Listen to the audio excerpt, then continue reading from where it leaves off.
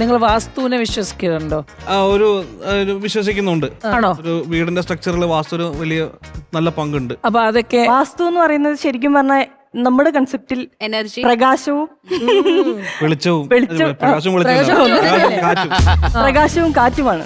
അത് കൃത്യമായിട്ട് വരാൻ വേണ്ടിയാണ് വാസ്തു ഫോളോ ചെയ്യുന്നത്. ഓക്കെ. ഞാനൊരു കാര്യം പറയട്ടെ, ഇവര് കാരണം എത്ര വീട്ടിൽ അടി നടക്കുന്നു അറിയോ നിങ്ങൾക്ക്? ഇവരൊരു വീട് കാണിക്കും, അതൊരു എത്രയോ ലക്ഷം പേര് കാണും. അവര് വീട് പണി തുടങ്ങുമ്പോ ഇതങ്ങ് വെക്കും. അടുത്ത ആഴ്ച ഇവര് പുതിയ വീട് ഇടും, അത് പുതിയ കൺസ്ട്രക്ഷൻ അല്ലേ. അപ്പൊ അവരുടെ ആഗ്രഹം മാറും. അങ്ങനെ ഒരാളാണ് ഞാനും.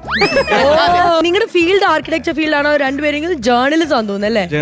പിന്നെ എങ്ങനെ ഈ വീട്ടിലേക്കുള്ള ഇത് വന്നത്? വെറൈറ്റികളായിട്ടുള്ള കാര്യങ്ങൾ ചാനലിൽ ചെയ്യാന്നുള്ളൊരു ആരംഭത്തിൽ തുടങ്ങിയതാണ്. 2-3 ക്രൈറ്റീരിയ ഉണ്ടായിരുന്നു. ഒന്ന് വെറൈറ്റി, പിന്നെ പോസിറ്റീവ് ആയിട്ടുള്ള ന്യൂസ് ഇത് മാത്രമേ ചെയ്യുള്ളൂ എന്ന് ഞങ്ങൾ തീരുമാനിച്ചിരുന്നു. അപ്പൊ ആ 2 ക്രൈറ്റീരിയം വെച്ച് പോയപ്പോ ഞങ്ങൾക്ക് 2-3 വെറൈറ്റി വീട് കിട്ടി. അപ്പത്തേക്കും വീട് ഇഷ്ടപ്പെടുന്ന കുറേ ആൾക്കാർ നമ്മുടെ ചാനലിലേക്ക് ഓടിക്കയറി വന്നു.